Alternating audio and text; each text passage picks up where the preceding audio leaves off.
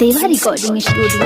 अच्छा भैया, हमारा बंगलिनिया भौजी के भैया देखी केंगा प्रचार करता बंगला में। आज सुनी लो, अरे ओ भैया, अरे तुम सोचो हमार दीदी वोटे उठे छे, तुम एक वोट देबा हमार दीदी जीते जाबे। तो याद रखबे हमार दीदी चुनावनी से नाचे खाट के साथ में वोट मांगे रात में, वोट मांगे रात में, हो वोट मांगे रात में। लौखिया के मती मरली मजाक में, मरली मजाक में, हो मरली मजाक में। होई विकास रहब सुखिया में, बंगलिनिया चुनाव लड़ी मुखिया में, बंगलिनिया चुनाव लड़ी मुखिया में, बंगलिनिया चुनाव लड़ी मुखिया में।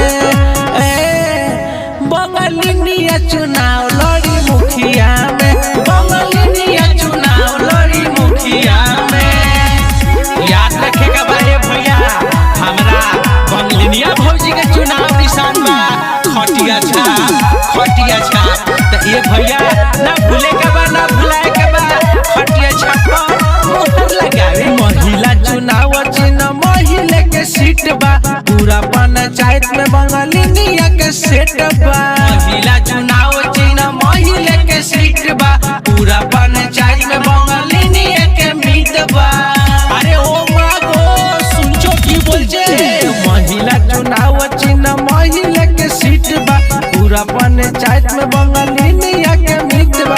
मंगलिया शीश जगह कुटिया में, बंगलिनिया चुनाव लड़ी मुखिया में, बंगलिनिया चुनाव लड़ी मुखिया में, बंगलिनिया चुनाव लड़ी मुखिया में। भूरी बाबा, अरे की बोलछिस रे, की होय छे? हमार गोदी इलेक्शन में उठे छे, एक बारी जीतबे तो याद रख लो भैया, हमारा बंगलिनियों को भैया प्रचार करता खटिया छा।